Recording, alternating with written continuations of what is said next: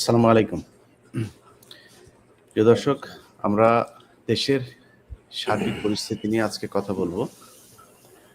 আমার সাথে উপস্থিত আছেন ২ জন আ সামরিক কর্মকর্তা। আপনারা সবাই তাদেরকে চেনেন। আমি আর নাম বলে সময় নষ্ট না করি। আমরা যেটা নিয়ে আলোচনা করব সেটা হচ্ছে যে আপনারা জানেন যে আজকে আয়নাঘর পরিদর্শনে গিয়েছিল সরকারের উচ্চপদস্থ কয়েকজন উপদেষ্টা, প্রভাবশালী উপদেষ্টারা গিয়েছিলেন। তো আমার কাছে ১ম এ যেটা মনে হয়েছে অনেক কথাবার্তা হচ্ছে সেগুলো নিয়ে কি হয়েছে, আ ঘর ভেঙে ফেলেছে, ভেঙে সেই ঘরগুলোকে বড়, বড় করা হয়েছে। আগের যেই কাঠামো ছিল সেই কাঠামোগুলো পরিবর্তন করা হয়েছে। কিন্তু আমার প্রশ্ন হলো যে সেই কাঠামো পরিবর্তন করা হোক আর না হোক, মানে একটা সরকার আয়নাঘর, এই আয়নাঘরের ভেতরে যারা ছিল তাদের চাইতে কষ্টে তো আর কেউ ছিল না। মনে করেন একজনকে ফাঁসি দিয়েছে। সে কষ্ট পেয়েছে ৫ মিনিট। একজনকে গুলি করে মারা হয়েছে, সে কষ্ট পেয়েছে ২ মিনিট। কিন্তু যাকে আয়নাঘরে ১৫ বছর আটকে রাখা হয়েছিল, ১০ বছর আটকে রাখা হয়েছিল, এইটা তো তাকে প্রতি সেকেন্ডে, সেকেন্ডে ১৫ বছর সহ্য করতে হয়েছে। তো তাদের ব্যাপারে সরকার এত উদাসীন হলো কেন? এইটা পরিদর্শনে যেতে এই সরকারকে ৬ মাস সময় লাগলো। কেন? মানে ওয়াকারকে দিয়ে এটা পরিবর্তন করে তাদের নিজেদের মতো একটা ন্যারেটিভ তৈরি করে তারপরে গিয়ে কিছুটা সহনশীল করা আরকি। আমার কাছে বিষয়টা পুরোপুরি এরকম মনে হয়েছে। আমার সাথে আ আ brigadier general Hasan Nasir sir আছেন এবং আ কর্নেল হাসিনুর রহমান আছেন। আমি আ হাসান নাসির স্যার আপনার কাছে যাওয়ার আগে যেহেতু আমাদের হাসিনুর রহমান দীর্ঘদিন এবং তিনিই মূলত এই আয়নাঘরের আ আ ১ম আমরা তার মাধ্যমেই জানতে পারি যে আয়নাঘর নামে কিছু একটা আছে এবং সেখানে কি ধরনের নির্যাতন হয়।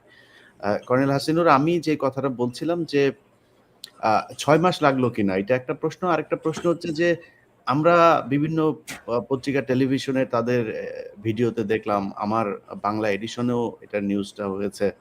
অ্যা আমি কোথাও আপনাকে দেখলাম না। আপনাকে কি জানানো হয় নাই না আপনি যান নাই? আসলে খুব আমি দর্শক সবাইকে আমার আন্তরিক শুভেচ্ছা। আবু সাইদের বিপ্লবের পর আজকে কথা বলতে পারতেছি বা অনেকবার কথা বলেছি। সবাইকে আমার আন্তরিক শুভেচ্ছা।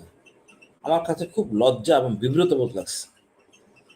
আমি সবাইকে বলি আমি ২০ সালের ২২শে ফেব্রুয়ারি আমি আয়নাঘর থেকে মুক্তি পাওয়ার পরেই আমি মেজর দেলোয়ার আছেন কানাডাতে, তার সাথে যোগাযোগ করি কীভাবে আয়নাঘর থেকে লোকদেরকে বের করতে হবে। আপনারা তো বিশ্বাস করবেন না, ওখানে আমি হামলা করে সবাইকে বের করে আনার জন্য পরিকল্পনা করতেছিলাম। সবটা মেজর দেলোয়ার জানে। ওখানে ২ জন লোক এমওডিসি থাকে। তাদের আমাদের ২ বন্দুকের ২ টা অস্ত্র আছে। আরো ২-৪ জন লোক খুঁজতেছিলাম। এবং জিনিসটা ফাঁস হয়ে যায় এবং তারা খুব সতর্ক হয়ে যায়। আমি বের হয়ে বেশ কয়েকবার ওই এলাকায় রেকি করি, সব ঠিকঠাক আছে কিনা।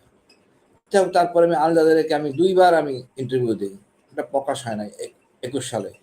পরে তাসলিম খলিলের মাধ্যমে আমি কৃতজ্ঞ, যেটা অনলাইনে আসে সবাই জানে। তা করি ১৪ আগস্ট। এবং বিশেষ করেন মিশেল ব্যাচলেট, যিনি জাতিসংঘের কমিশনার, উনি এসেছিলেন। তা ওনাকে বলা হয়েছে যে আমি স্বেচ্ছায় আত্মগোপন করছি। স্বরাষ্ট্র আমাদের মন্ত্রী যিনি ছিলেন আসাদুজ্জামান কামাল, কিন্তু তার একদিন আগেই ২ জন পুলিশ অফিসার রাত্রেবেলা আমার বাসায় আসে রাত ২টার সময়। তাদেরকে পরিষ্কার বলা হয়েছে আয়নাঘরটা কোথায় এবং কি বিস্তারিত। তারা এরকম নাটক করে। আমি দুঃখ পাই নাই। তারপর আমি খুব ক্ষিপ্ত হইয়া এর ১৪ তারিখে যখন আয়নাঘর অন এয়ার হলো, তারপর সকল মিডিয়াকে আমি জানাই ঘটনাটা বিস্তারিত। ইভেন আমি আর্মি স্যারের বড় ভাইকে জানাই, সবাইকে জানাই যে আয়নাঘর এখানে, আপনার ভাই জীবিত আছে, সবকিছু। আজকে যখন আমি এরপর ভাই দেখেন আমার বিরুদ্ধে ১০-এর অধিক আইসিটি মামলা। আমি দৌড়ের উপরে ছিলাম। কতটা ঝুঁকিতে থেকে বাংলাদেশে বসে আমি এই প্রতিবাদ করতে যেয়ে আমার স্ত্রী কতটা সাপোর্ট করছে আমাকে। ইভেন আমেরিকান এম্বাসি বলেন, তারা যথেষ্ট সাপোর্ট করছে আমাকে এই সত্য কথা প্রকাশ করার জন্য। আজকে দেশবাসীর কাছে সবাইকে আমি এই জিনিসটা আমি সবার সামনে আনি। কিন্তু দেখেন আজকে আমি ছিলাম না। আমি বলতে পারতাম যে কোন জায়গাটা কি ছিল, কষ্টের সেল কোনটা ছিল আমি বলতে পারতাম। আর একজন যার যে অধিকার রাখে সেটা আমি, অন্য কেউ না। বাংলাদেশে ছিলাম, বাংলাদেশি থেকে প্রতিবাদ করছি। এবং আমি সম্পূর্ণ বুঝে বলতে পারতাম কেন আমাকে নেয় নাই। আমি যতটুকু জানছি যে গুম কমিশনের একজন ভদ্র মহিলা আছেন, ডক্টর নাবিলা এই ভদ্রলোক এই কাজটা করছে।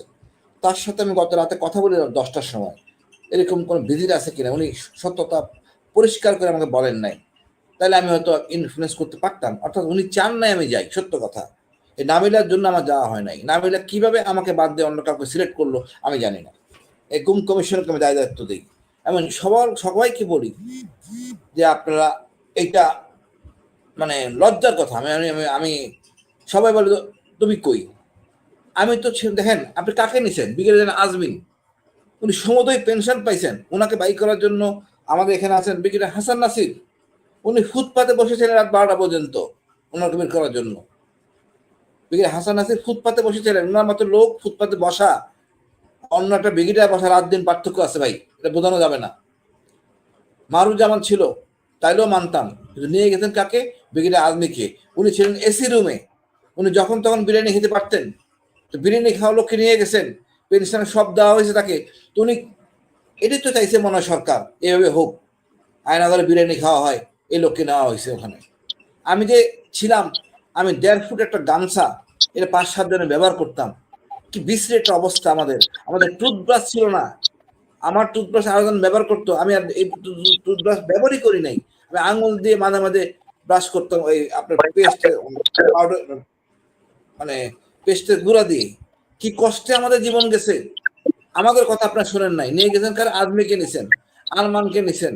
এখন আমার কথা বলেন, আদমি সাহেব যদি বলে আমি এখানে ছিলাম, প্রমাণ কি, কে প্রমাণ করে দিবে বলেন তোমাকে, কেমনে সে প্রমাণ করবে? আদমি বললাম আমি এখানে ছিলাম, তার প্রমাণটা কি করবে যে আদমি এখানে ছিল? আদালত তো বলবে না, প্রমাণ করেন। কেমনে প্রমাণ করবে? উদ্দেশ্যপ্রণীত ভাবে এই মামলা যাতে না টিকে ওনাকে ওখানে নেওয়া হয়েছে। একইভাবে আরমানের মামলা, কে সাক্ষী দিবে আরমান এখানে ছিল? ইলিয়াস ভাই আইনের দিকে আসেন, আইনে কিন্তু এটা বলে, একমাত্র আমি প্রমাণ করতেছি আমি দেখছি। এখন তো আপনি আমাদেরকে মানে চিহ্নিত করে ফেললেন যে এইভাবে, মানে আমি তো কোনো ফ্যাসিজম যাই না এখনো। এর মাধ্যমে প্রমাণিত হচ্ছে হাসিনা ফ্যাসিস্ট, এক হাতের হাতে ধরা। আমার আই উইটনেস ছিল, ডকুমেন্ট, ফিজিক্যাল ডকুমেন্ট ছিল, আমার অস্ত্র সিজার লিস্ট ছিল। নাবিলা সব জানে। নাবিলা উদ্দেশ্যপূর্ণতভাবে অসৎ উদ্দেশ্যে আমাকে নেয় নাই, বা আমার নামটাকে ইনক্লুড করে নাই। ও যদি একজন লোকের নাম দেওয়ার কথা ছিল সেটা আমার নামই হওয়ার কথা ছিল, আর 2জন লোকের নাম হলে ব্রিগেডিয়ার হাসান নাসির নাম থাকবে। আমরা ফাইট করে ওনাদেরকে বের করছি, অন্য কেউ না। 5 তারিখ রাত পর্যন্ত যে ছিল ওখানে আদমি স্যার, সেনাপ্রধান জানতেন না? অন্যান্য উপদেষ্টারা জানতেন না? আসিফ নজরুল জানেন না আমি কি করছি? কেন ওনারা বলেন না আমার কথা? কেন বলেন ওনারা? এখন সবাই ভালো হয়ে গেছে, উনি বের হয়ে এসে বলছেন সেনাপ্রধান আমার ছাত্র। এটা শোনার জন্য তো জনগণ বসে নাই। 8 বছর আদমি স্যার কষ্ট করছে, বাট এই বক্তব্য শুনি নাই। উনি যখন সকল কিছু পাইছেন, ওনাকে নিয়ে গেছেন ওখানে একটা ফ্যাশন শো করার জন্য। হেসে হেসে উনি কথাবার্তা বলতেছেন, মানে ওখানে ফুর্তি করতে গেছেন, স্মৃতিচারণ করতেছেন। কষ্টের জায়গা তো উনি দেখেন নাই, কি কষ্টে আমরা ছিলাম ওখানে। মশার কামড় থেকে শুরু করে উনি ছিলেন এসি রুমে। আমার কাছে লজ্জা। এখন এই ফ্যাসিস্টটা এখনো রয়ে গেছে। আমি জানি না কার মানে মানে কাকে সার্ভ করতেছে এই গুম কমিশন। অযথা গুম কমিশন জাস্টিফাই করবে, হ্যাঁ গুম হয়েছে, দ্যাটস অল। কোন মামলা আইসিটিতে যাবে কি যাবে না, এটা গুম কমিশনের দায়িত্ব না, তারা এখানে ইন্টারফেয়ার করতেছে। আমি সবাইকে বলবো আপনার গুম কমিশনে যাওয়ার দরকার নাই, প্লিজ আইসিটিতে যান, যোগ্য লোক আছে, আপনার মামলা বুঝে নেবে, তারা মামলা করবে। আমি খুব লজ্জা, আগে আমি প্রশংসা করছি আমি গুম কমিশনের, এখন আমি ঘৃণা করি পরিষ্কার ভাবে। আর আমি কি বলবো, ব্রিগেডিয়ার হাসান নাসির স্যার, আমরা যে বক্তব্য শুনলাম আপনার কাছ থেকে একটু মানে হইতে চাই, আমরা একটু সুস্থ হইতে চাই যে না আপনার things going to right direction. আমরা মানে কি বলবো যে হতাশ হইতে চাই না, কিছু আশাব্যঞ্জক কথাবার্তা বলেন একটু স্যার। আশাব্যঞ্জক কথা আপনাকে শোনাতে গেলে আমাকে আগে নিজে আশান্বিত হইতে হবে। সত্যিকার অর্থে আমি আজকের এই ঘটনার পরে আমার ধারণা হয়েছে যে গুম কমিশন নিজেই হয়তো গুম হয়ে গেছে, এবং আমরা জানি যে এই যারা এইগুলোর সাথে জড়িত ছিল তাদের দে হ্যাভ এনাফ মানি, তাদের এত টাকা তারা অবৈধভাবে এই দেশ থেকে লুট করেছে যে তাদের জন্য 2-4 জন লোককে কিনে ফেলা কোনো ব্যাপারই না। আমার ধারণা সেরকম কিছু একটা হয়েছে কিনা। যে গুম কমিশন এই ধরনের একটা খুব ন্যাক্কারজনক একটা আজকে রোল প্লে করেছে। এবং আমি নিশ্চয়ই এটা যদি এককভাবে গুম কমিশনের সিদ্ধান্ত হয়ে থাকে তাহলে অবশ্যই, এবং কর্নেল হাসিন যেটা বলেছে যে এটা নাবিলার একটা রোল আছে, সেই এটা নিয়ন্ত্রণ করেছে, সে একটা কমান্ডিং রোলে এই কমিশনকে নিয়ে গেছে, সে ডিসাইড করছে কে যাবে কে যাবে না, এবং সে অবশ্যই তাকে এখন সন্দেহ করার যথেষ্ট সুযোগ আছে। এবং এই বিষয়টা আমি চাচ্ছি যে গুম কমিশনের চেয়ারম্যান এবং যারা এটার সাথে উপদেষ্টা পরিষদে যারা জড়িত আছে তারা অবশ্যই এই বিষয়টাকে সিরিয়াসলি নেবেন। আমি এই জিনিসটা জানার সাথে সাথে আমি ল অ্যাডভাইজার ওনাকে মেসেজ দিয়েছিলাম যে এই আয়নাঘর যে পৃথিবীকে পরিচয় করিয়ে দিয়েছে আয়নাঘরকে, সেই হাসিনকে বাদ দিয়ে কি করে আজকে গুম কমিশন মাননীয় প্রধান উপদেষ্টা ভিজিট করতেছেন। আমি এখনো পর্যন্ত তার কোনো রেসপন্স পাইনি। আমি চিফ অ্যাডভাইজারের প্রেস সেক্রেটারিকেও মেসেজ দিয়েছি, উনিও কোনো উত্তর দেন নাই। কে কে এটার সাথে জড়িত, এই ষড়যন্ত্রের সাথে জড়িত আমি জানি না, তো অবশ্যই এটার মধ্যে একটা এই চিফ অ্যাডভাইজারের এই পিএস কাকে ই করেছেন, কাকে? শফিক ভাইকে মেসেজ চিফ অ্যাডভাইজারের না, চিফ অ্যাডভাইজার তো Asif Nazrul sir. Press secretary, sorry press secretary, adviser না, চিফ অ্যাডভাইজার তো আসিফ নজরুল। আপনি তো ওনার একজন পিএস আছে মাসুম, যে কিনা এবিএম খায়রুল হকের পিএস ছিল, যা সবকিছু করতেছে স্যার। আমি আসিফ নজরুল সাহেবকে দিয়েছি এবং চিফ অ্যাডভাইজারের প্রেস সেক্রেটারি যিনি ওনাকে মেসেজটা দিয়েছি, যেহেতু এই দুজনের সাথে আমার যোগাযোগ আছে। আমি আশা করেছিলাম যে তারা কিছু একটা বলবে, কিন্তু এখনো পর্যন্ত বলে নাই। তো আমি মোটামুটি হতাশ, সত্যিকার অর্থে। আমরা যেভাবে হতাশা দিন দিন বেড়ে যাচ্ছে, কেননা কোনোখানেই আমরা পরিবর্তন দেখছি না স্বৈরাচারের এই কার্যকলাপের। এবং সব থেকে মজার ব্যাপার হচ্ছে সবাই সম্মিলিতভাবে কাজ করছে, কিন্তু একজন আরেকজনের ঘাড়ে দোষ চাপাচ্ছে। এই গুম কমিশন বলতেছে আমরা জানি না, ডিজিএফআই অ্যালাউ করে নাই, ডিজিএফআই বলছে আমরা কিছুই জানি না, এটা অমুক করছে অমুক, তারপরে তাকে জিজ্ঞেস করলে বলছে আমি করি নাই, এটা গুম কমিশন করছে। এইভাবে একজন আরেকজনের সত্যিকার অর্থে আমার ধারণা যে তারা সবাই সম্মিলিতভাবে সিদ্ধান্ত নিয়েই ঠিক করেছে যে কে গেলে জিনিসটা এন্ড অফ দি ডে এই জিনিসটা হয়তো প্রমাণ করা যাবে না আইনের চোখে। একই ঘটনা কিন্তু বিডিআর এর হত্যার ব্যাপারেও হচ্ছে। একটা বিষয় আছে যে কোনো কাউকে হত্যাকারী হিসেবে যদি প্রমাণ করতে চাই, তাহলে তার নিজে স্বীকার করতে হবে যে আমি হত্যা করছি, অথবা তার একজন আই উইটনেস লাগবে যে আমি তাকে দেখেছি হত্যা করতে, বা এই ষড়যন্ত্রে হত্যাকারীর সাথে ষড়যন্ত্র করতে দেখেছি। এই লোকগুলা, এই সৈনিকগুলা কিন্তু এখন বিভিন্ন দণ্ডে দণ্ডিত হয়ে জেলে আছে, হয় ফাঁসির আসামি, না হলে যাবজ্জীবন, না হলে 8-10 বছর 12 বছর। আমরা এদেরকে বলেছি, এবং এটাও আমি আইন উপদেষ্টাকে বলেছি যে আপনার যে টার্মস অফ রেফারেন্সের নতুন কমিশনের টার্মস অফ রেফারেন্সের 2 মতকে রহিত করতে হবে, এটাকে বাদ দিয়ে দিতে হবে। আপনি যে এই কথাটা লিখেছেন এটাই উদ্দেশ্য প্রণোদিত, যে আপনি কোন অবস্থাতেই চান না যে প্রকৃত খুনিরা আইডেন্টিফাইড হোক। কেন ওরা বেরিয়ে আসলে কিন্তু যার খুনের আপনি যদি শুধু সাক্ষ্য নেওয়ার সুযোগও দেন, তাহলে ওরা যারা আজকে ফাঁসির আসামি তারা কিন্তু সত্যি কথা বলতে দ্বিধাবোধ করবে না, তারা বলে দিবে কি ঘটনা কি হয়েছে, তারা অলরেডি বলেছে বিভিন্ন অন্যান্য আসামিদের কাছে। এরা বেরিয়ে আসলে কিন্তু জানতে পারবে। আমাদের এই সামরিক বাহিনীর অফিসাররা, পরিবাররা, আমরা আইন সম্পর্কে হয়তো সীমিত জ্ঞান রাখি, এই ক্রিমিনাল প্রসিডিওর ল সিআরপিসি যেটা, যার কারণে আমরা বলতেছি ও অমুক তো নিশ্চয়ই কোনো উনি পপুলারিটির জন্য এটা করতেছে, ইলিয়াস ভাই এটা করতেছে, সৈনিকদের মুক্তির জন্য আন্দোলন করতেছে। আন্দোলনটা সৈনিকদের মুক্তির না, আমাদের আন্দোলন হচ্ছে এই বিডিআর হত্যা বিচার হোক। আমি যদি ধরেন আর 7 দিন আল্লাহ যদি আমার বাঁচায় রাখে স্যার, আপনারা সেনাবাহিনীরা ন্যাংটা হয়ে যাবেন স্যার। আপনাদের সেনাবাহিনী বাংলাদেশের মানুষ দেখতে পারবে যে 57 জন অফিসার আপনারা মেরেছেন, তারপরে কিভাবে বিডিআর এর সৈনিকদেরকে ধরে ধরে নিয়ে তারপরে হত্যা করা হয়েছে। এটা সভ্য কোনো সমাজে হইতে পারে না। আজকে 17 বছর তারা জেল খাটার পরে এখনো তাদের উপর দিয়ে এই প্রেশার তাদেরকেই করতে হবে। আপনাদের সেনাবাহিনীর যেই ফোন করে আমাকে সবার যে ইলিয়াস আপনি তো করছেন, আপনি তো সেনাবাহিনীর বিরুদ্ধে কথা বলছেন, আপনি সেনাবাহিনীর এই পরিবার, আরে ভাই সেনাবাহিনীর পরিবারের বিচার আমি সবচেয়ে বেশি চাই। মানে ব্রিগেডিয়ার হাসান নাসের কি কখনো চেয়েছেন? আমি তো আপনার সেই প্রায় ৪ ঘন্টার রেকর্ড তো আমার হাতে এখন। আপনি যে ৪ ঘন্টা জিজ্ঞেস করেছেন, জাহাঙ্গীর কবির নানক, কামরুল ইসলাম, তারপরে এগুলো আমি পেয়েছি।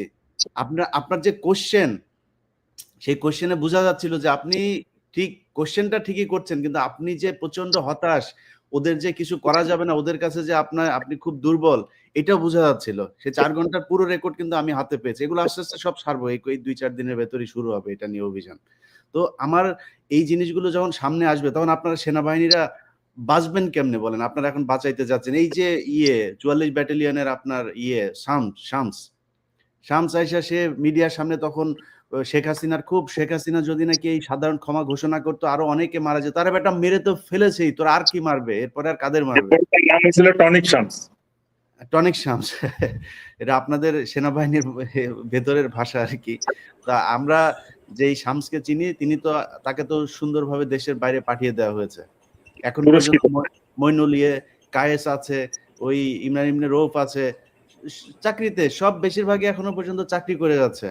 তো এই বিচার সেনাবাহিনী না করলে সেনাবাহিনী কি মনে করে? তারা কি আরেক রাজ্যের কিছু নাকি? বাংলাদেশের আইন তারা মানবে না? ইলিয়াস ভাই, হ্যাঁ বলো। স্যার আপনি বলেন, স্যার আমি বলবো।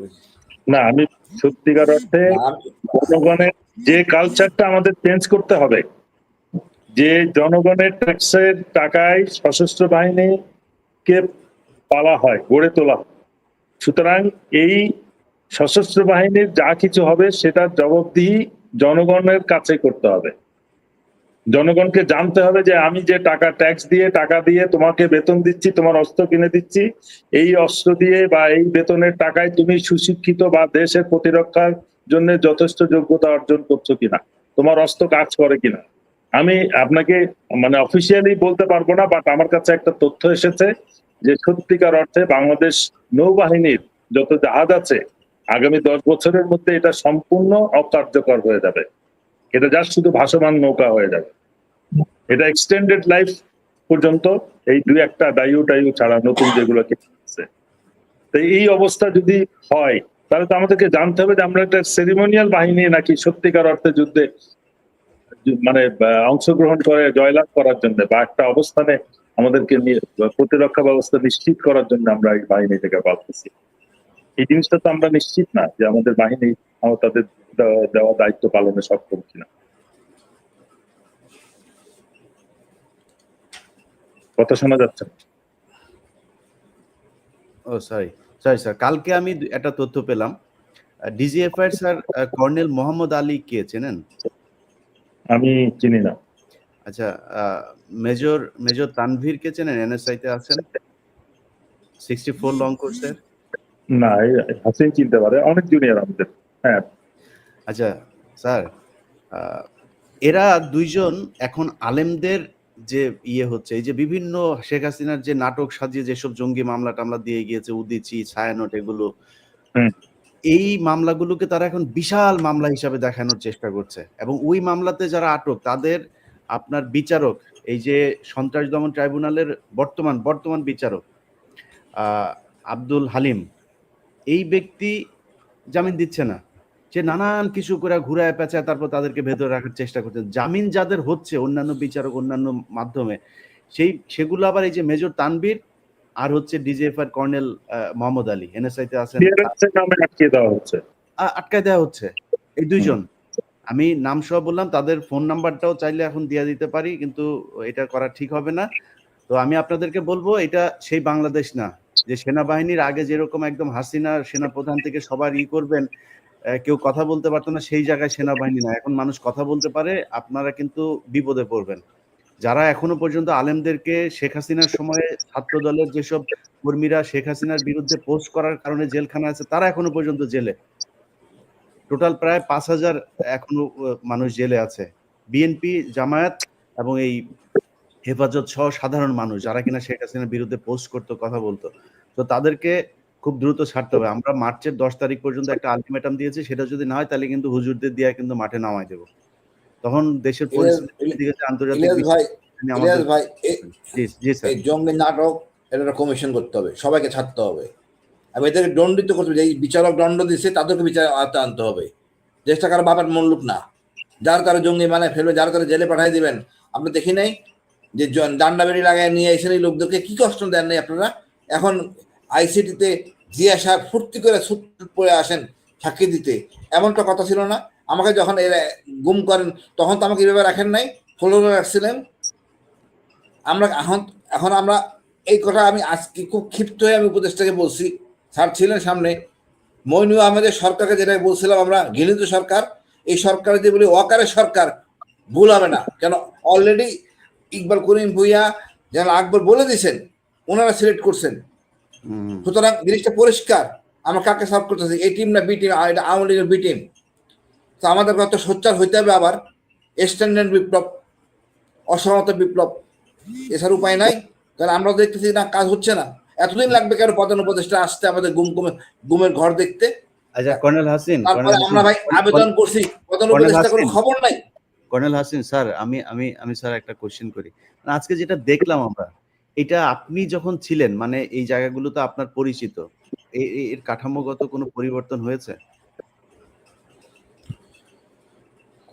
ওই মানে আয়নাঘরের অবস্থানটা, জি জি, আমরা দেখলাম অনেক দেয়ালের মনে হচ্ছে যে এখানে আরেকটা দেয়াল ছিল। মূল জিনিসগুলো আমি তো বলেছিলাম, রক্ত মাখা, মোবাইলে লেখা, মানে খুব দুঃখজনক জিনিসগুলি সব ভেঙে ফেলছে। অনেকখানি কিছু আছে তারপর ভেঙেছে। এদের রেজিস্টার ছিল, সেগুলি কই? ওখানে তো এমনি বিচার করা যাবে না, ওইখানে কোর্ট বসাইতে হবে। ওইখানে কোর্ট বসে কারা ছিল সবকে ধরে আনতে হবে।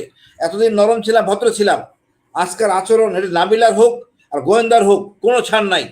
ওইখানে বিচারে বসাইয়া ডাইকে আইনে ধরে আনতে হবে, কোথায় গেলে জিনিসগুলো জবাব দাও। এবং এটা খুব ডিফিকাল্ট কাজ না। এমওডিসির লোক ছিল, এমওডিসির দলিল নথিপত্র নিয়ে আসতে হবে, কারা এখানে ডিউটি করছে আমি নিজে দেখাই দিব। আমার খুব মেজাজ খারাপ হয়েছে, আরামায় ফুর্তি করা লোকদের নিয়ে গেছেন ওখানে, মানে স্মৃতিচারণ করার জন্য। মাইকেল চাকমারে যদি নিতেন তাও মনে করতাম যে আমাদের একটা ছোট ভাই, একটা ছোট জাতির একটা প্রতিনিধি, উনি বিপক্ষে ছিলেন বলে আনছেন, তাও মেনে নিতাম। কিন্তু আপনি যাদের নিছেন এটা লজ্জা। আমি চরমভাবে ক্ষিপ্ত। আমি বলতেছি না ওয়াকারের সরকার, আমি তাই বলবো। ওয়াকারকে আমি এতদিন ভদ্রভাবে কথা বলতাম, এখন আর বলবো না, পরিষ্কার বিপক্ষে কথা বলবো, আমি প্রতিদিনই বলবো।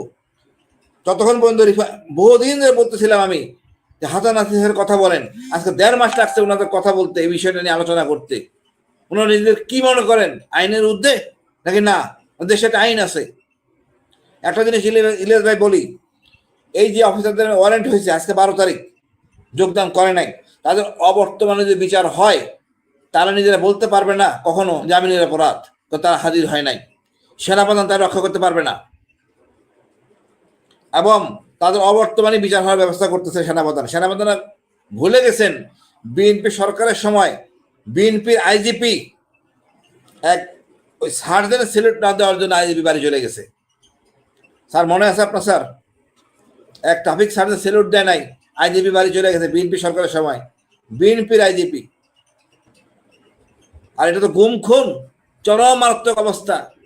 ইলিয়াস ভাই, আমি এই যে কতটা মাস বছর, ইলিয়াস ভাই আমার এই যে 1 বছর 6 মাস 14 দিন আমার পরিবার, আমি যা পছন্দ করতাম তা খাই নাই। কান্নাকাটি, বাচ্চারা এক জায়গায় ঘুমাইতো, বাবাকে খুঁজতো, এক কলিং বেল দৌড়ে যাইতো। এদের যে কষ্ট, সেই পর্ব তো বলি নাই। আমার যে কষ্ট সেটা বলি নাই, চুপ ছিলাম। এখন তো চুপ থাকার কায়দা নাই। এখন বই লিখতেছি, একটা সব ফাঁস করে দিব। ওখানে গুম কমিশন অনৈতিকতা উল্লেখ করবো, ইনশাল্লাহ বই লিখবো, ডকুমেন্টারি করবো। কাউকে ছাড় দেওয়া যাবে না। কোন ক্ষমতা বলে আপনি এই অপরাধীদেরকে আপনি বিচার করবেন সেনাবাহিনীতে? আপনি এমন কি করছেন? কারণ 5 তারিখ পর্যন্ত গুলি করে নাই সেনাবাহিনী, 5 তারিখ পর্যন্ত বিডিআর গুলি করে নাই। 5 তারিখ সকালবেলা আমি মিরপুর ডিসিতে বেরোতে গেছিলাম, প্রেস ক্লাবে যাবো, আমাকে 1.5 ঘন্টা ডিলে করে দেওয়া হয়েছে। যে ব্রিগেড কমান্ডার, সে ব্রিগেড কমান্ডার আজকেও সেখানে হাজির আছেন। এখন বলেন কি করা যাবে? এটা কি আওয়ামী লীগ সরকার না নতুন সরকার, বিপ্লবী সরকার? না, না স্যার, এইবার আমার খালি আমার নতুন এবার করে ধরেন করতে হবে। 111 এর সময় খালি মানে মানে পরিচয় দিয়ে সরাসরি ব্যবসায়ীদের ডেকে ডিজিএফআই অফিসে নিয়ে 100 কোটি 500 কোটি টাকা চাঁদাবাজি করা হইতো। এবার আর পরিচয় দিয়ে করা হচ্ছে না। এবার গোপনে মানে সব ইউনূস সরকারের উপরে দোষ চাপায়া করা হচ্ছে। বাট ওই সেম জিনিসগুলোই হচ্ছে। তো পরিবর্তনটা কি জানেন? 111 এ কেউ বলতে পারে নাই। 111 এ এই যে চামচা আরেকটাকে ঢুকাইছে আপনার মনির হায়দারদের মতো চামচারা তখন আপনার ডিজিএফআই এর হয়ে কাজ করেছে। এখন কিন্তু বাইরের লোকজন আছি আমরা, আল্লাহর রহমতে। আল্লাহ যদি বাঁচায় রাখে সেনাবাহিনী ওই সুবিধা পাবেন না এবং রিটায়ারমেন্টে যাবেন, মেয়ে, ছেলে, জামাই, 14 গোষ্ঠী নিয়ে অপমান করতে থাকবো। সারা জীবন অপমানিত হবেন। আর আসিফ নজরুল এই যে সুযোগ পেয়ে আপনি যে সেনাবাহিনীর চরের মতো কাজ করছেন, মূল চর তো সেনাবাহিনীর চরটা তো মূলটা হলো আসিফ নজরুল এবং সে তাদের পছন্দের সব লোকজনকে ইউনূস সরকারের ভেতরে ঢুকাচ্ছে। তো আমরা এই জিনিসগুলো অবশ্যই মনে থাকবে। আপনাদের মতো সেনাবাহিনীতে দেশপ্রেমিক অনেক মানুষ আছে যারা এখন কাজ করছে। আমরা তো একদম ঢালাওভাবে সেনাবাহিনীকে নিয়ে কথা বলতে পারবো না। সেই কি বলবো যে মানে ভুলটা আমরা নিজেরাও করতে চাই না। কিন্তু আমরা সেনাবাহিনীর কাছে এইটুকু দাবি করব যে 25শে ফেব্রুয়ারি বাংলাদেশে যে হত্যাযজ্ঞ হয়েছে সেই হত্যাযজ্ঞের মধ্যে বিডিআর সদস্যরা যেমন কেউ জড়িত, তারা ঘটনার পরিপ্রেক্ষিতে সেটার সাথে জড়িয়েছে, কিন্তু এটা মূল পরিকল্পনার সাথে এই হত্যাকাণ্ডকে ঠেকানো যেত, সেই যারা ঠেকায়নি, যারা এটাকে হতে দিয়েছে, তারা হচ্ছে মূল সেনাবাহিনী। এবং আমি কালকে আপনারা দুইজনকে আমি বিষয়টা জানিয়ে রাখি যে একজন সৈনিকের সাথে কথা বলছিলাম। দেখেন কত নির্মম, কত নিষ্ঠুর ওরা। সেই ব্যক্তি 10 মাস চাকরি করেছে 25 তারিখের পরেও। একজন মেজরকে সে বাঁচিয়েছে। সেই মেজর আবার বের হয়ে বক্তব্য দিয়েছেন যে হ্যাঁ, আমাকে এই সিপাহী এরা আমাকে বাঁচিয়েছে। তাকে এই 10 মাস বলা হয়েছে যে হ্যাঁ, তুমি গ্রেট জব করেছো, তাকে ইন্সপায়ার করা হয়েছে। 10 মাস পরে হঠাৎ করে তাকে সে ছুটি দিয়ে গেছে, আসার পরে তাকে গ্রেপ্তার। প্রথমে বলেছে যে তোমাকে সাক্ষী হইতে হবে। কি সাক্ষী? এই সাক্ষী দিতে হবে। সে বলছে না স্যার, আমি তো এরকম না। আমি শুধু একটা জিনিস দেখেছি যে মেডিকেল কোরের কয়েকজন ডাক্তার, আর্মি অফিসার এরা এসেছিল, আমি ওনাদেরকে বাঁচিয়েছি। আমি তো এইটাই জানি, এর বাইরে তো আমি ভেতরে কি হয়েছে জানি না। বলছে না, তোমাকে এটা বলতে হবে। তাকে নিয়ে গিয়েছে, 62 দিন আটকে রাখা হয়েছে সিআইডি অফিসে। স্যার, আপনি মানে চিন্তা করতে পারেন যে সিআইডি অফিসে পর্যন্ত গিয়ে সেনাবাহিনীর লোক, মেজর বেলায়েত এবং মেজর শফিক, এই দুইজন তাকে নির্মম নির্যাতন করেছে। বারবার একটা কথা বলেছে যে তুই বলতে পারবি না যে সেনাবাহিনীর অফিসারকে তুই বাঁচিয়েছিস, এটা তোর ভুলে যাইতে হবে। এটা যদি বলিস তাহলে তোর মেরে ফেলবো। ওর পাশে ওর কমান্ডার ছিল, সেই কমান্ডারকে মেরে ফেলেছে। বলছে এই যে মারলাম, দেখছিস আওয়াজ বন্ধ হয়ে গেছে না, ওরে মেরে ফেলছে। তোর অবস্থা হতে হবে, যা বলছে সেটা শিখ। এই মেজর বেলায়েত, তৎকালীন মেজর এই মেজর বেলায়েত তোর পায়ের মধ্যে বুট দিয়ে চাপ দিয়ে ধরে তারপরে বলেছে যে বলবি নাকি মেরে ফেলবো। এরপরে সিআইডির একজন অফিসার এসেছেন, তাকে বলেছেন যে দেখো ভাই, তুমি এটা স্বীকার করো, তোমার কিন্তু মেরে ফেলবে। তুমি যদি বাঁচতে চাও, এটা এই যা শিখাই দিচ্ছি এটা বলো, বলে তারপরে জেল খাটো, জেল থেকে তারপরে জামিন টামিন নিয়ে বের হয়ে যাবে একদিন, কিন্তু এটা যদি না বলো তোমার বাঁচায় রাখবে না। এটা সেনাবাহিনী, এটা চিন্তা করা যায়? এই সেনাবাহিনী চেঞ্জ করতে হবে, নাহলে এই সেনাবাহিনী আমাদের দরকার নাই। এটা 100% চেঞ্জ করতে হবে ভাই। এই সেনাবাহিনীতে এই দেশ রক্ষা হবে নাকি তারা ভারতের কথায় তার নিজের সহকর্মীদেরকে গুলি করে হত্যা করে? এটা দিয়ে আমরা কি করব? এখন কথা বলে আমরা সেনাবাহিনী বিদেশি, আমরা সেনাবাহিনীর সবচাইতে সেনাবাহিনীর প্রেমিক। আমরা সেনাবাহিনীকে সর্বোচ্চ সম্মানের জায়গায় দেখতে চাই। যারা মারা গিয়েছে তাদের পরিবারের প্রতি আমরা সবচেয়ে সহানুভূতিশীল। আপনি বিশ্বাস করবেন, বিডিআর যারা জেলখানায় আছে, যারা জেল থেকে বের হচ্ছে, তাদের পরিবার এই এখনকার যেই ভারতের পাচাটা দালাল, এই সেনাবাহিনীর চাইতে বিডিআর এর পরিবার সেনাবাহিনীর পরিবারের প্রতি বেশি সহানুভূতিশীল, বেশি সংবেদনশীল। তারা তাদের অফিসারদের জন্য কান্না করে। আমার সাথে কথা বলতে যে কান্না করছে যে স্যারকে আমি বাঁচাইতে পারি না, স্যার আমাকে অনেক আদর করতো, মায়া করতো।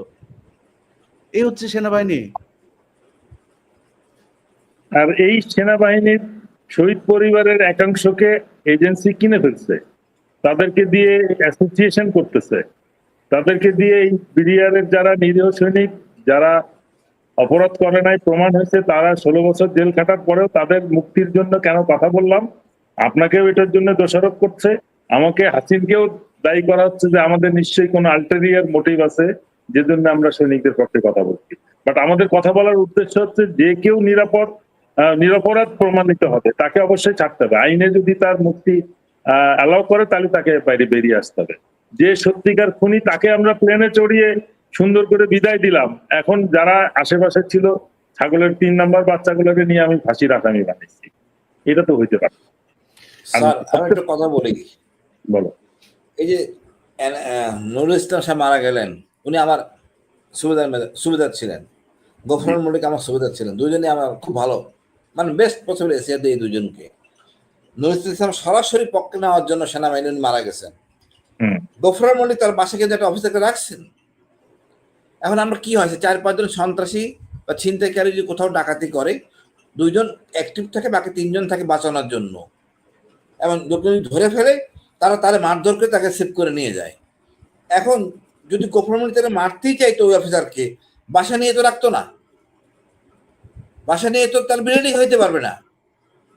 এই আইকিউ যদি না থাকে অফিসারের, আমি কি বলবো, তাকে নিয়ে কি সে নিজে মরবে নাকি? এত বড় মব খেপে গেছে, এখন এই লোক মানে তাকে বাসা নিয়ে রাখার জন্য সে এখন বিপদে না, সে ঘরে বসে পরিকল্পনা করছে। কি পরিকল্পনা হয়েছে? পরিকল্পনা তো যুদ্ধ ওই তোমাদের ঘটনা ঘটার আগেই হয়ে গেছে, তারা তো আমি বুঝাতে পারতেছি না। সে সেন্টিমেন্টেড, তোমার যা হওয়ার হয়েছে, বেঁচে তো গেছো। সত্য ঘটনা বাই করি, সত্য ঘটনা কোথায় পাবো? যারা জেলখানা আছে তারা সেখানে। ভাবিদেরকে যদি 100টা করে যদি আপনি বিল্ডিং দেন, ফ্ল্যাট দেন, ক্ষতিপূরণ শেষ হবে না, অপূরণীয়। কিন্তু মূল যে অপরাধী পরিকল্পনাকে দায় করতে গেলে তো আমাকে আসল জায়গায় আঘাত করতে হবে। সেটা একমাত্র এই তাপস সব বিদেশে এই স্বল্প সময় করতে গেলে সেটা জেলখানায়। ওই ধারাটা পরিবর্তন না করে জেলখানা ওই লোকটাকে এনে আমি ব্যয় করতে পারতেছি না। এখন যত চিল্লাচিল্লি করুক আদমি, স্যার আমি এখানে ছিলাম, কেউ যদি না বলে সে এখানে ছিল না, তাহলে প্রমাণ করতে পারবেন না আদালতে যে আপনি আয়নাঘরে ছিলেন।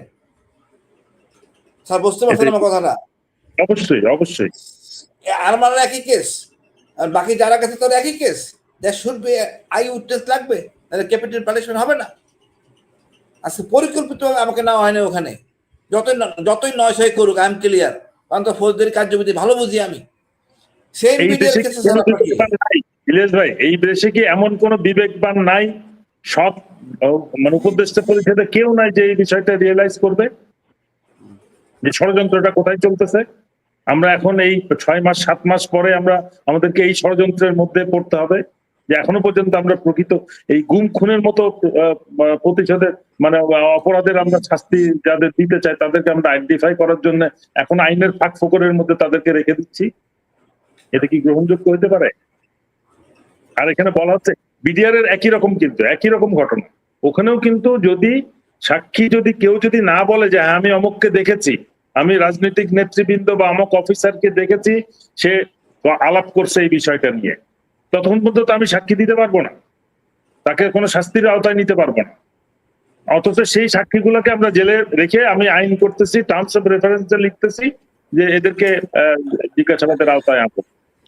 আবার এখন না এখানে আবার একটা পার্টিকে এখান থেকে বলা হচ্ছে যে লিস্ট করে নাকি মারা হয় নাই, গণহারে মারা হয়েছে।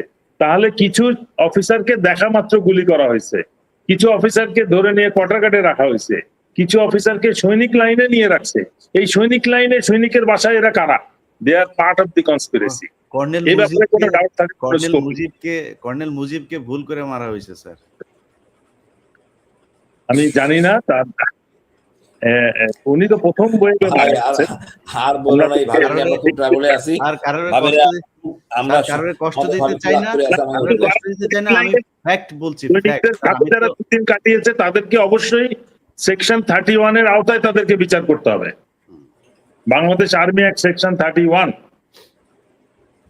এবং এটা কখনো তামাদি হয় না, এটার মধ্যে লেখা আছে যে এই বিচার 100 বছর পরেও করা যাবে। সুতরাং এটা করতে হবে। এই 44 রাইফেল ব্যাটালিয়নের সিও কে, শামসকে, তার অফিসার 4টা, তারা 4 জনে মিলে জীবিত বেরিয়ে এসছে এবং তারা রীতিমতন যমুনাতে কথাবার্তা বলছে সারাদিন, 2 দিন ধরে তারা কথাবার্তা বলছে।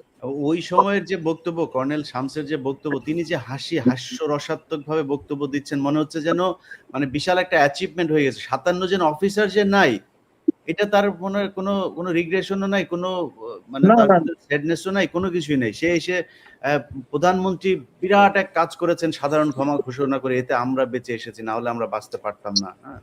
ওটার মধ্যে সে কতগুলো মেসেজ দিয়েছে, কিন্তু মেসেজ দিয়েছে হচ্ছে যে 11টার মধ্যে সব হত্যাকাণ্ড শেষ হয়ে গেছে, 11টার ভিতরে সব ঘটনা শেষ হয়ে গেছে। এটাও সে তাকে মানে বলে দেওয়া হয়েছে যে তুমি এই কথাটা বলবা, তুমি ভিতরে ছিলা, তুমি বলবা 11টার মধ্যে। কিন্তু সে তো একা সাক্ষী না, ষড়যন্ত্রকারী সে তো একলা না। হুম। আরো তো ভালো লোক ভিতরে ছিল যারা প্রকৃত ঘটনা বের করছে, কখন কিভাবে কাকে ধরে ধরে কোথা থেকে খুঁজে খুঁজে মারা হচ্ছে, এই জিনিসগুলো ওরা বুঝে নাই। স্যার যাই হোক, ওই আমরা সেই বিষয়গুলো অবশ্যই সামনে চলে আসবে, এবং যারা আসবে এদের ছেলে মেয়ের বাচ্চা টাচ্চা যারা যেখানে আছে আপনারা তাদেরকে চিনা রাখেন। এদেরকে দেখলে থুতু দিবেন। এদেরকে সামাজিকভাবে প্রচন্ড রকমের অপমান ইলিয়াস অপদস্থ ভাই, হইতে হবে, করতে হবে। ইলিয়াস ভাই, জি। যত ইন্টারনাল সিকিউরিটি হয় এর দায়িত্ব হোম মিনিস্টারের, হোম মিনিস্ট্রি। র্যাব হলো হোম মিনিস্ট্রির আন্ডার একটা বাহিনী। র্যাব গেটে ছিল এবং গুলজারের সাথে কথা বলতেছিল দুইটা সিও, তাকে ঢুকতে দেয় নাই। কে দেয় নাই? র্যাবের এডিজি কর্নেল রেজানুর, উনি জেনারেল হয়েছেন পুরস্কৃতভাবে, বল অ্যাম্বাসেডর খেলে হচ্ছে। বেড়াচ্ছেন ঢাকা, বল খেলে বেড়াচ্ছেন, কিন্তু সেনাপ্রধান চোখে দেখেন নাই এনাদেরকে, এবং কমিশনও দেখতেছেন না, এনে পাসপোর্ট শেষ করতেছেন না। না না, এবং মামুন খালেদ তো তারা হ্যাঁ, golf club Mamun Khaled. Get together করতেছে। তো আমার খুব লজ্জা লাগে এই কুখ্যাতগুলি মামুন খালেদ, রেজানুর, কর্নেল শামস, এরা যে গেট থেকে লোক উঠে নিয়ে আসে, এর যে ভিতরে ঢুকে গেছিল, একটু ঢুকলেই হইতো, আর মারা পড়তো না। লজ্জা কার? আমাদের সেনাপ্রধানদের লজ্জা লাগে না? আজকে এই গুম খুন যে আমাদের জেনারেলগুলি করছে, এটা কিরকম কাজ? মানুষ মারা গেলে তো দোয়া দুধ করে চলে যাবে, ভুলে যাই আমরা। মাসের পর মাস, বছরের পর রেখে দিচ্ছেন, আবার তাদের জন্য রক্ষা করার জন্য তাদের সম্মান হানিবে সেনাবাহিনীর, সেনাবাহিনীকে অন করে এই গুম খুন, তাই তো মনে হইতেছে। আজকে এদের রক্ষা করলে ভবিষ্যৎ তাই হবে, দৃষ্টান্তমূলক শাস্তি হইতে হবে, ভবিষ্যতে করতে সাহস না পায়। আর এই ধরনের কিছু অফিসার না থাকলে আমাদের সেনাবাহিনী কিচ্ছু হবে না। সেনাবাহিনী আরো সুন্দর হয়ে সুন্দর করে সংগঠিত হবে, কারণ সব ভাইসেস।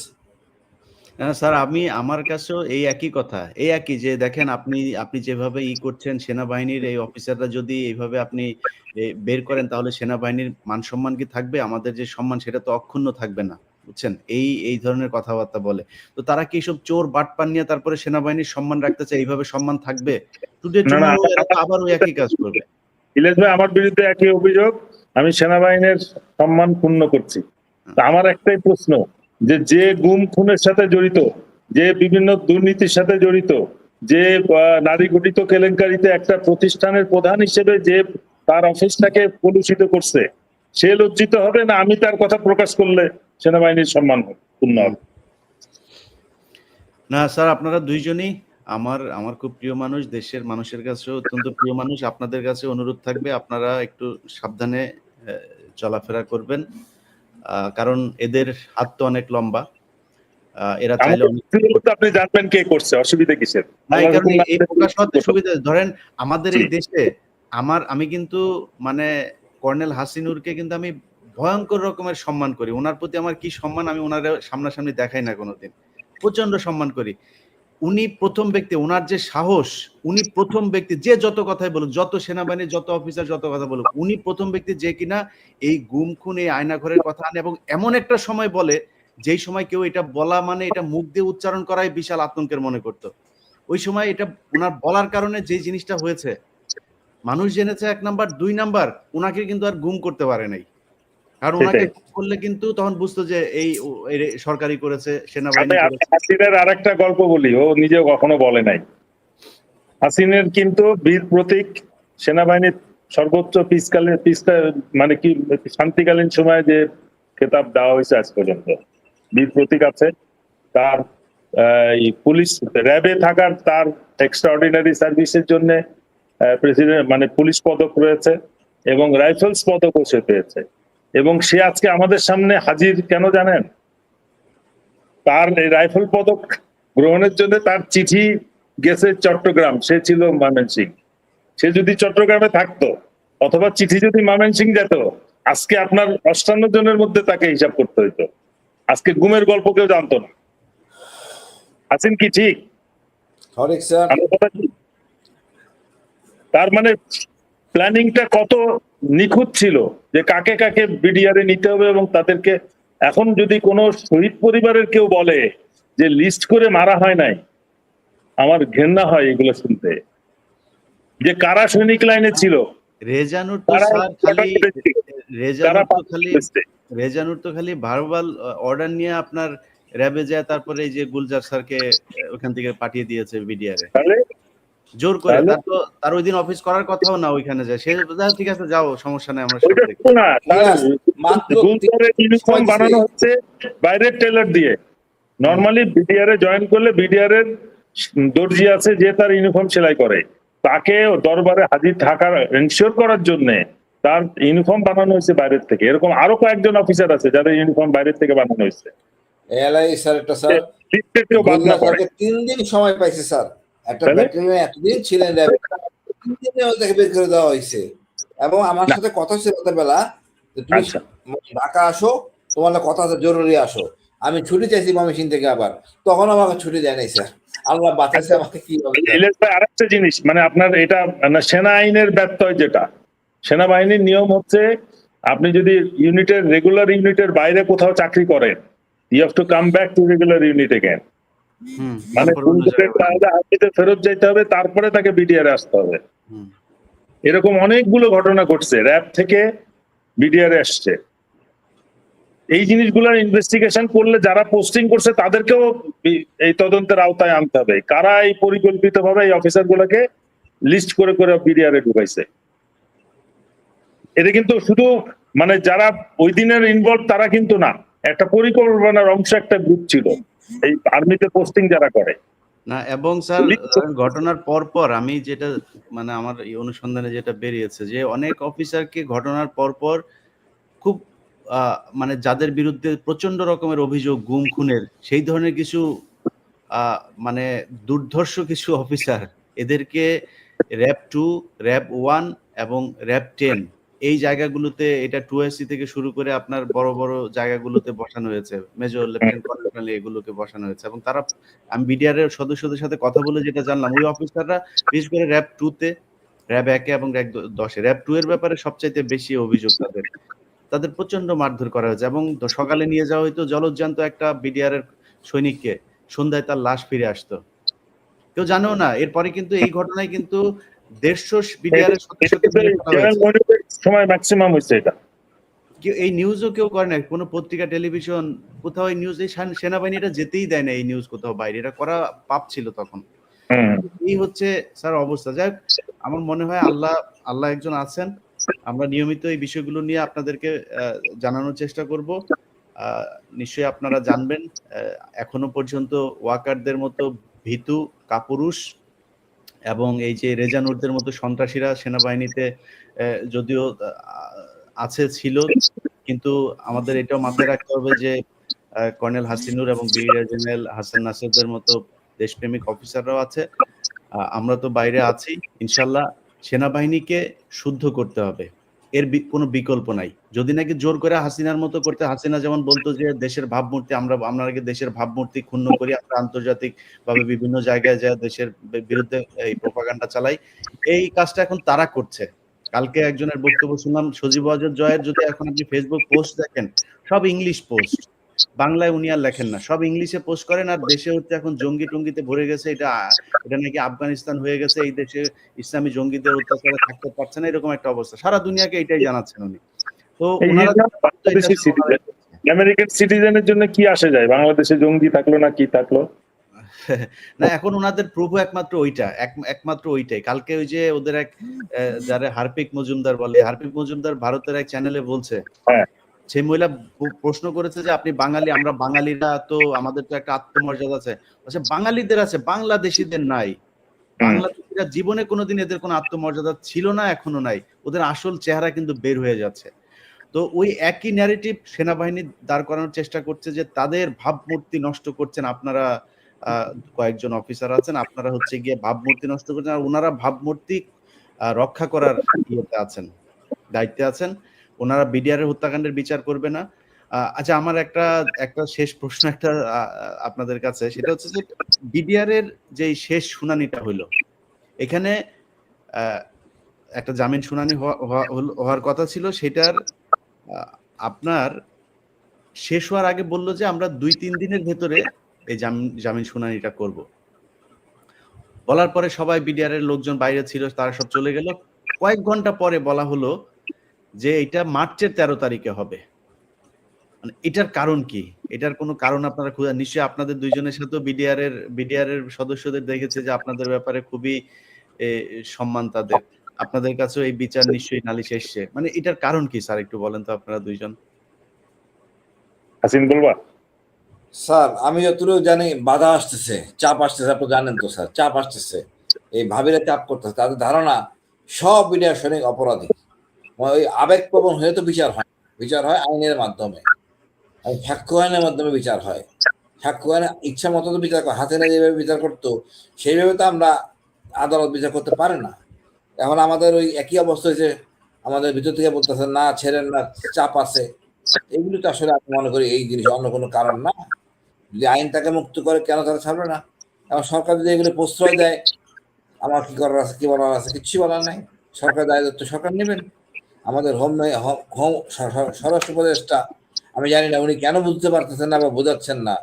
আজকে স্যার আমি আসার সময় 2টা সৈনিককে পাইলাম মেট্রোতে। তারা ছিল লাস্ট ব্যাচের সৈনিক, অর্থাৎ 67 ব্যাচ সৈনিক। 3 দিন মনে হয় বাকি ছিল, তারা সব আউট হয়ে গেছে। তা আমি বললাম তোমাদের ওখানে তো বান্দরবনে অনেক ধ্বংসাত্মক ঘর বাড়ি লুটপাট হয়েছে, অনেক অনৈতিক কাজ হয়েছে, এই জন্য স্যার ওরা রিকোয়েস্ট করলো, স্যার আমরা এতটা দিন কষ্ট করলাম স্যার, আমরা তো কাউকে মারি নাই। কেউ যদি অপরাধ করে সেটা ভিন্ন কথা, আমার তো ক্ষমা করা যায়।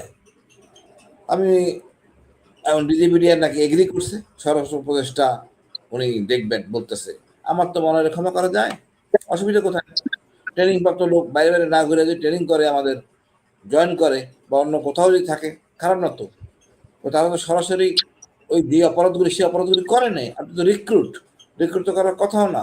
হয়তো লুটপাটে যদি থাকতে পারে, কিন্তু মানে এটা এত ব্যাপক হয়ে গেছে, মানে আমি তো স্যার আমি তো অন্যভাবে কথা বলে অন্যভাবে যাবে। আসলে আমি বলবো সব মিলে আমাদের একটু বসা, একটু সময় হওয়া উচিত আইনের প্রতি। আইন সবার জন্য সমান। এটা আমার যেটা, আমি হাসিনের সাথে সম্পূর্ণ একমত। সত্যিকার অর্থে পিছন থেকে বাধা দেওয়া হচ্ছে। প্রথম জামিনটাও কিন্তু বাধার মধ্যেই তারিখ পাল্টাচ্ছিল, এবং যারা চায় না যে বিডিআর সৈনিকরা ছাড়া পাক, তারাই এই মাদ্রাসাতে ওই আদালতে আগুন ধরিয়েছে, লুটপাট করছে, ভাঙচুর করছে। এবং এটা কিন্তু আর কেউ না, ওই শক্তি যারা বিচারের আওতায় আসতে চায়। এই বিচারটাকে মানে ওদের জামিনটাকে ডিলে করা বা বন্ধ রাখার জন্যই কিন্তু এই প্রচেষ্টাটা চলছে।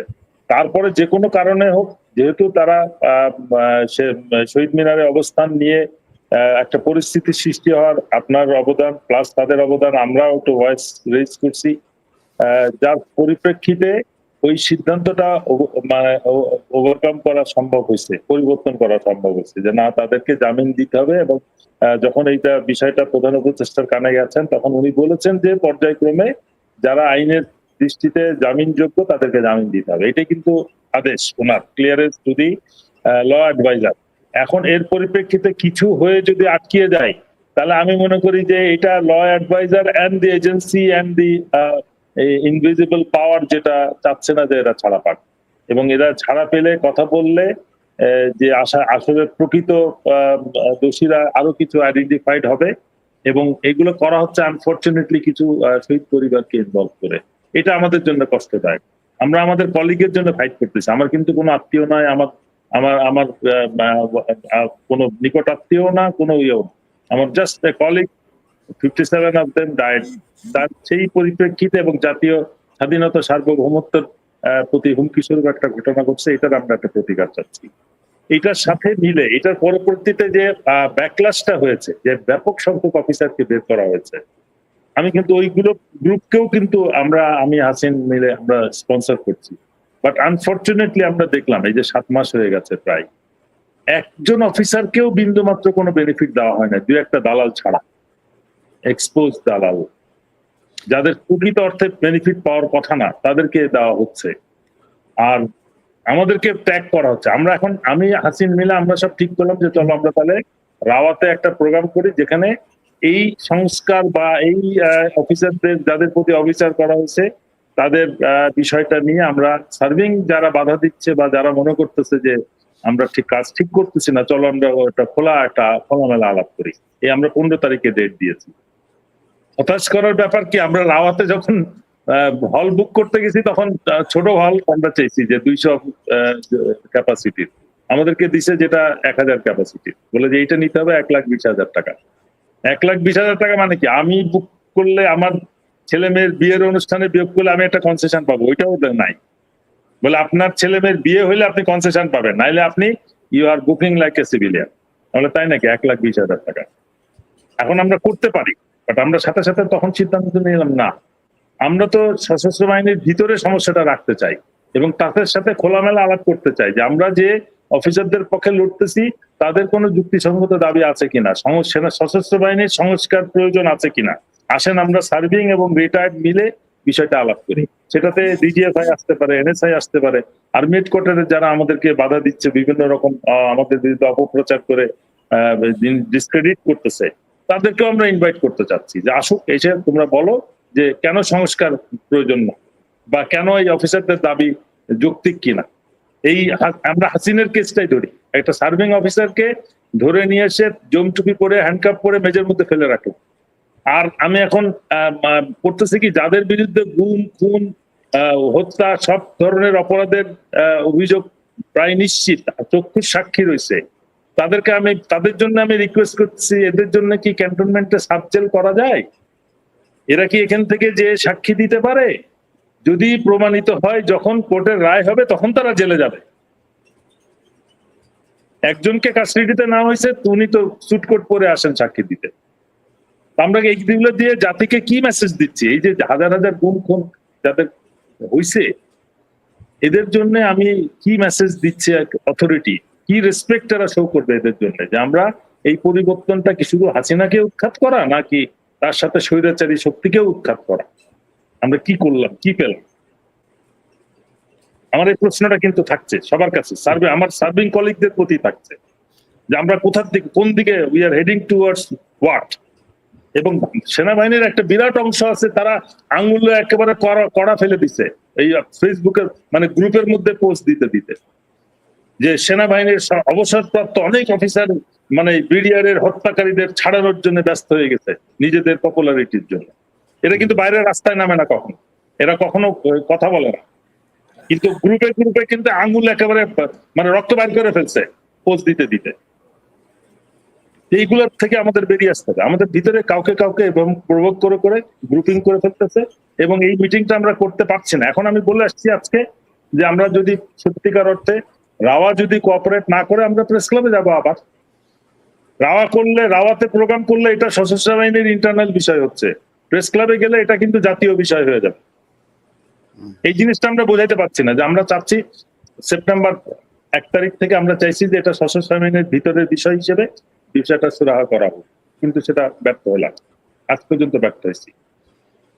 সমস্যা নেই স্যার, এটা মিডিয়াতে আসুক, আসা দরকার আছে, সবকিছুই মানুষকে জানতে হবে যে কি হলো। কর্নেল হাসিনুর কিছু বলবেন? না, আমরা তো অনেক শালীন, এই জিনিসগুলি বহু আগে বলছি। এটাও যদি ফেল করে, উপদেশটা জানেন, আমাদের কিচ্ছু করার নাই, আমরা সকল অ্যাম্বাসেডারদের দাওয়াত দিব, তারপরে আর একটা করবো।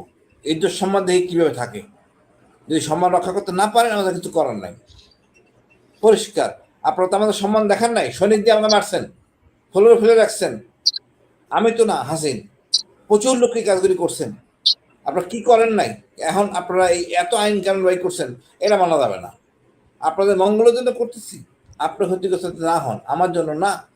এই জিনিসটা উনি বুঝতে চাচ্ছেন না। আমরা দুঃখিত হওয়া ছাড়া কিচ্ছু করার নাই। জি, সেনাবাহিনীর কর্মকর্তা যারা আছেন তাদেরকে কিছু কথা বলে আমি শেষ করি। সেটা হচ্ছে যে আপনারা সম্মানের কথা বলছেন, আমরা আসলে আপনাদেরকে সম্মান করি, এবং সেনাবাহিনীর এই পোশাকটাকে মানুষ প্রচন্ড আবেগের জায়গায় রাখে। আমরা ৫ তারিখেও দেখেছি যে সেনাবাহিনী যখন কিনা আমাদের পক্ষে এসে দাঁড়িয়েছে তখন কিন্তু দেশ স্বাধীন হয়েছে। সে মুক্তিযুদ্ধ থেকে শুরু করে এই পর্যন্ত সবখানে সেনাবাহিনীকেই একটা ইনিশিয়েটিভ নিতে হয়েছে। এটা 1/11-এও দেখেছি। সবসময় এই একই ঘটনা ঘটেছে। ইভেন এরশাদের সময় আমরা যতটুকু, আমি তো তখন মানে একদম আমার কিছুই মনে নাই। তখনও যেটা পড়াশোনা করে যতটুকু জেনেছি যে সেনাবাহিনীকে এরশাদের কাছ থেকে সরতে হয়েছে, তারপরে এই দেশটা স্বাধীন হয়েছিল। যাই হোক, তো আমরা এখনো আপনাদেরকে পাশে চাই, আপনাদেরকে ছাড়া কোনো কিছু সম্ভব না। আপনারা চাইলে আবারও সেই ইন্ডিয়ার ভেতরে ঢুকতে পারেন, যে 15 বছর যেভাবে আমাদের এই দেশটাকে ঢুকিয়ে রেখেছিলেন। আমরা সেটা চাই না। কিন্তু আপনারা যে কথাগুলো বলছেন যে আজকে আপনাদের সম্মানের কথা চিন্তা করে এসব বলা যাবে না। শুধু একটা কথা বলি, বিডিআর এর হত্যাকাণ্ডে শুধু যে একটু বিশৃঙ্খলা হয়েছে তা না। এখানে অসংখ্য মানুষের জীবন গিয়েছে। আপনারা তো শুধু ৫৭ জন অফিসার, প্রতিটা জীবনের মূল্য অনেক। এই ৫৭ জন অফিসারের পরপর কত বিডিআর এর সৈনিক, প্রায় ১৪৯ জন বিডিআর এর সৈনিককে একদম মেরে ফেলা হয়েছে। একদম স্ট্রেট মেরে ফেলা হয়েছে। মসজিদের পেশ ইমামকে আপনারা বাঁচতে দেন নাই। তাকে পর্যন্ত মেরে ফেলেছেন। কেন? যাদেরকে আজকে বলা হচ্ছে যে ১ নাম্বার আসামি, ২ নাম্বার আসামি, ৩ নাম্বার আসামি, তাদের কথা আমি এখন অনেক মেজর ক্যাপ্টেনের কাছে শুনছি যে তাদের জীবন বাঁচিয়েছে এই ১ নাম্বার, ২ নাম্বার, ৩ নাম্বার আসামিরা। মেজর কামরুজ্জামান নিজে বলছেন যে তাকে ডিএডি তৌহিদ বাঁচিয়েছে। তো আপনি এখানে যে যাদেরকে আসামি বানিয়েছেন, আমরা তো তাদেরকে দেখছি যে তারাই নিষ্পাপ। তো এখন নিজেদেরকে নিষ্পাপ বানাতে গিয়ে নিষ্পাপ মানুষকে আসামি বানিয়েছেন। কিন্তু এটা আসলে আল্টিমেটলি একটা খারাপ জায়গায় গিয়ে দাঁড়াবে। আমরা সেনাবাহিনীকে সম্মান করতে চাই। আবারও বলছি, আপনারা যত বেশি প্রেশার ক্রিয়েট করবেন আমাদেরকে তত বেশি মানে এটার ব্যাপারে আপনাদেরকে মানুষের কাছে আপনাদের চরিত্রটা তুলে ধরতে হবে। যেমন একটা জিনিস, বিডিআর এর পিলখানায় আমি এই কথাগুলো এখানে বলছিও না এবং আমি বিশ্বাস করি আমাকে কখনো বলতে হবে না। কিন্তু বলতে যেন বাধ্য না হই যে পিলখানার ঘটনা শুধু পিলখানার দিনই না। এখানে পরিকল্পনা হয়েছে, বিশাল একটা পরিকল্পনা। কিন্তু বিডিআর এর সৈনিকদের কিন্তু কিছু ক্ষোভ ছিল এবং খুব ভ্যালিড কিছু ক্ষোভ ছিল। ৬০০ কোটি টাকা নিয়ে বিমানবন্দরে কে আটক হয়েছিল? সেই ৬০০ কোটি টাকা নিয়ে মইনু আহমেদের সাথে কক্সবাজারে যে মিটিং-টিটিং কারা করেছিল? এগুলো কিন্তু সব এখন আমাদের কাছে, যারা এতদিন বলতে পারে নাই তারা সব জানিয়েছে। এগুলো যদি সামনে আসে তখন আপনারা সেনাবাহিনী মুখ দেখাইতে পারবেন? অতএব আমরা আপনাদের সম্মানের জায়গায় রাখতে চাই। ভালোই বিডিআর এর নিরীহ সৈনিক শেখ হাসিনা যে বিচার করেছে সেই বিচার বাতিল করতে হবে। তাদেরকে ছাড়তে হবে। তাদের ভেতরে এখনকার যে কমিশন, সেই কমিশনের ভিতরে খুব আমি এই জিনিসটা আমি হাসান নাসের আপনার কাছে আমি বলেছিলাম যে আপনি কেন এই কমিশনের সদস্য হন না? আপনি বলেছেন আপনি সাক্ষী। সাক্ষী হইলেই সদস্য হওয়া যাবে না, এটা আমি মনে হয় এই জিনিসটা আমার কাছে খুব ভালোভাবে আমি বাই করি নাই। কারণ আপনি সাক্ষী হয়েছেন তো কি হয়েছে? আপনি ওই সময়ের তদন্ত কমিশনের মানে এক প্রকার চিফ ছিলেন। তার পরপর যে কমিশনটা তৈরি করা হয়েছিল। মানে সেনাবাহিনীর ভেতর থেকে তো আপনিই সবচাইতে বেশি জিজ্ঞাসাবাদের এই জায়গাগুলোতে ছিলেন।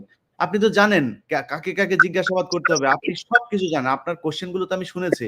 এই ৪ ঘন্টার সেই রেকর্ডটা আমার কাছে আছে। সেখানে দেখেছি যে আপনি কোন অ্যাঙ্গেলে কি কোয়েশ্চেন করছেন।